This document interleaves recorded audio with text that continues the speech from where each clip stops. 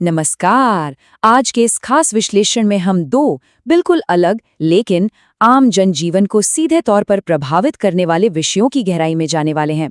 एक तरफ शिक्षा विभाग में हजारों शिक्षकों की पोस्टिंग को लेकर बना हुआ एक बड़ा सस्पेंस है और दूसरी तरफ अचानक से बदला हुआ मौसम का मिजाज है जो दिनचर्या को एक नई चुनौती दे रहा है। तो आइए बिना किसी देरी के सीधे इन अहम मुद्दों की गुत्थियों को सुलझाते हैं। आइए जल्दी से देखते हैं कि आज हम किन मुद्दों पर बात करने वाले हैं। पहले व्याख्याता पदों का एक ओवरव्यू, फिर पोस्टिंग का सस्पेंस, इसके बाद काउंसलिंग की स्टेप बाय स्टेप प्रक्रिया और अंत में मौसम के बदलते मिजाज के अलर्ट्स। चलिए शुरू करते हैं। भाग 1 व्याख्याता पदों का अवलोकन। अगर हम शिक्षा विभाग के डेटा पर नजर डालें तो कुल 59,530 व्याख्याता पद स्वीकृत हैं। इनमें से 39,014 पर तो काम चल रहा है, लेकिन असली कहानी छिपी है इन 20,516 खाली पदों में। सोचिए, 20,000 से ज्यादा खाली पद। ये सिर्फ एक नंबर नहीं है, बल्कि हजारों कक्षाओं का खालीपन है जिसे तुरंत भरने की सख्त जरूरत है। और यहीं एंट्री होती है एक बहुत ही अहम नंबर की, 12,141। इतने शिक्षकों का हाल ही में प्रमोशन हुआ है। ये सभी बिल्कुल तैयार बैठे हैं, पूरी बेसब्री से इंतजार कर रहे हैं कि कब उन्हें उन 20,000 खाली पदों पर भेजा जाएगा। मामला बिल्कुल सीधा लगता है ना?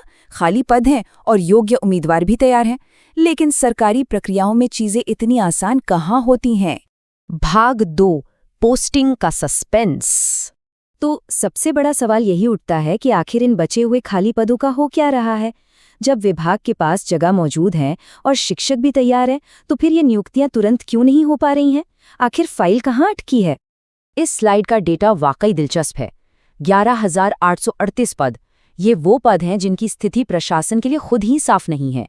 मतलब अभी तक यही तय नहीं हो पाया है कि ये पद काउंसलिंग के लिए उपलब्ध होंगे भी या नहीं। जब तक इन 11,000 से ज्यादा पदों का कन्फ्यूजन दूर नहीं होता, तब तक किसी भी शिक्षक को नई जगह नहीं दी जा सकती। और ये तुलना इस पूरी दुविधा को बेहतरीन तरीके से समझाती है। कुल खाली पद हैं 20,516 और इनमें से 11,838 का तो अता पता ही नहीं है। मतलब आधे से भी ज्यादा पद इस वक्त एक अजीब सी प्रशासनिक उलझन में फंसे हुए हैं। बिल्कुल इसी वजह से पूरी की पूरी काउंसलिंग प्रक्रिया बीच में रुकी हुई थी। भाग 3 काउंसलिंग की चरणबद्ध प्रक्रिया। लेकिन हर सस्पेंस का एक अंत होता है। 4 मई वो सबसे अहम तारीख है जब उन 11,000 से ज्यादा पदों का सस्पेंस खत्म हो जाएगा और सभी आपत्तियों का निपटारा भी कर लिया जाएगा। इसके तुरंत बाद 6 से 8 मई के बीच स्कूल चुनने की प्रक्रिया चलेगी और फाइनली 12 मई वो दिन होगा जब पोस्टिंग के आदेश जारी कर दिए जाएंगे। तो असल में करना क्या है? इसके बिल्कुल आसान 3 स्टेप्स हैं। पहला, 4 मई तक स्थिति पूरी तरह साफ होने का इंतजार करना। दूसरा, इसके बाद सीधे ऑफिशियल पोर्टल पर सुरक्षित तरीके से लॉगिन करना। और तीसरा स्टेप, 6 से 8 मई के बीच उसी पोर्टल से अपनी पसंद के स्कूलों को चुन लेना। बस पूरी प्रक्रिया यही है। भाग 4 क्षेत्रीय मौसम अलर्ट। अब जरा इस प्रशासनिक हलचल से निकलकर बाहर के माहौल की तरफ चलते हैं।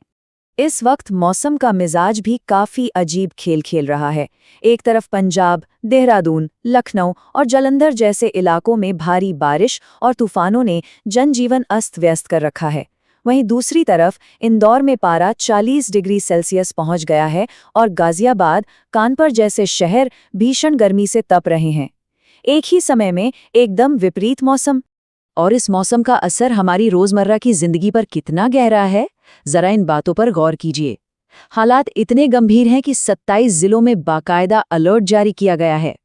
30 से 50 किलोमीटर प्रति घंटे की रफ्तार से तेज आंधियां चल रही हैं। इसका सीधा असर परिवहन पर है। सोचिए, ट्रेनें बिना पंखों के चल रही हैं और बसों के फर्स्ट एड बॉक्स तक खाली पड़े हैं। ये एक बड़ी सुरक्षा चूक है। भीषण गर्मी से राहत देने के लिए लखनऊ में 24 कूलिंग पॉइंट बनाए गए हैं। हालांकि कुछ इलाकों में न्यूनतम तापमान में 0.9 डिग्री की हल्की गिरावट भी देखी गई है, जो न के बराबर ही सही, लेकिन एक छोटी सी राहत जरूर है।